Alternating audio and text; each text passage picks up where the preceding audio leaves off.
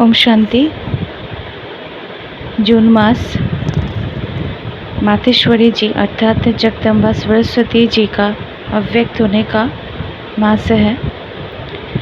तो 17 जून 2026 की मूडी से मातेश्वरी जी के अनमोल महावाक्य सुनेंगे। मनुष्य लोक, देवलोक, भूत प्रेतों की दुनिया का विस्तार।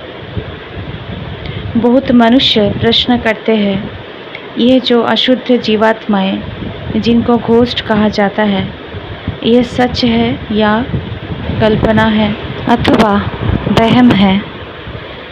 उस पर आज स्पष्ट समझा जाता है कि मनुष्य आत्मा जब विकर्म करती है तो उनको अनेक प्रकार से सजाएं भोगनी अवश्य पड़ती है, और भोगनी भी मनुष्य जन्म में है, ना कि जानवर, पंछी और पशु योनि में।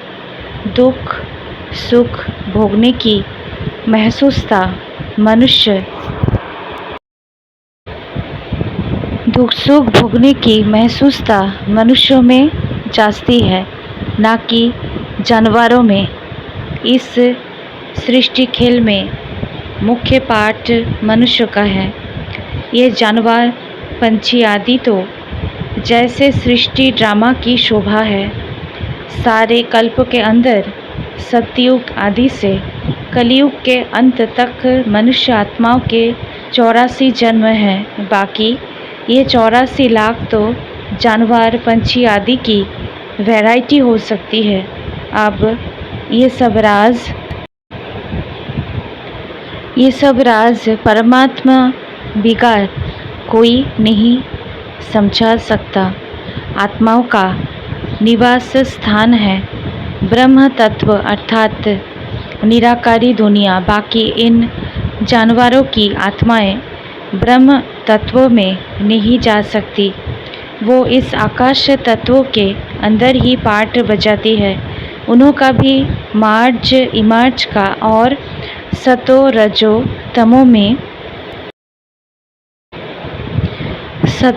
तमो में आने का पार्ट होता है। इसलिए प्रकृति के बहुत विस्तार में ना जाकर पहले हम अपनी आत्मा का कल्याण करें अर्थात मन मना भव।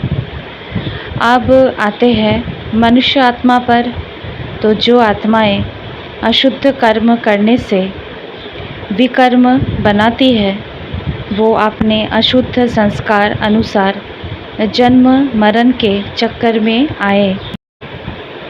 आदि मध्य अंत अर्थात मरने के समय अपने किए हुए विकर्मों का साक्षात्कार पाए सूक्ष्म में सजा भोगती है। इस थोड़े समय में अनेक जन्मों का दुख महसूस होता है। फिर शरीर छोड़ जाकर गर्भ जेल में दुख भोगती है, और फिर संस्कार अनुसार ऐसे माता पिता के पास जन्म ले। वहाँ भी अपने जीवन में सुख दुख भोगती है। इसको कहा जाता है आदि मध्य अंत। परंतु कोई आत्मा को जल्दी शरीर नहीं मिलता है। वो आकारी रूप में इस आकाश तत्वों के अंदर घोस्ट बन भटकती रहती है। यह भी एक सजा है अर्थात भोगना है।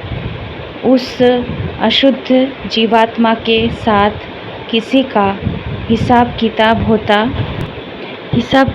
होता है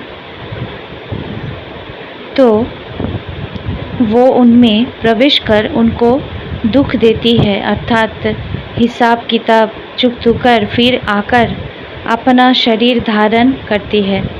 कोई जीवात्मा तो जिसमें प्रवेश करती है उनको बहुत मारती भी है, बहुत कष्ट देती है। परंतु ये सब हिसाब किताब के अंदर भोगना का प्रकार है। जो सभी मनुष्य तन में ही सुख दुख महसूस होता है। ये तो आपको समझाया गया है कि जो आत्मा मुक्ति धाम से इस साकारी खेल में आती है, वो बीच में वापस मुक्ति धाम में जा नहीं सकती, परंतु अपने किए हुए अशुद्ध शुद्ध कर्म अनुसार संस्कार ले दुख सुख के चक्कर में आती है। सभी आत्माओं का पुनर्जन्म होता है, सिर्फ एक परमात्मा का नहीं होता है। अच्छा, ओम शांति।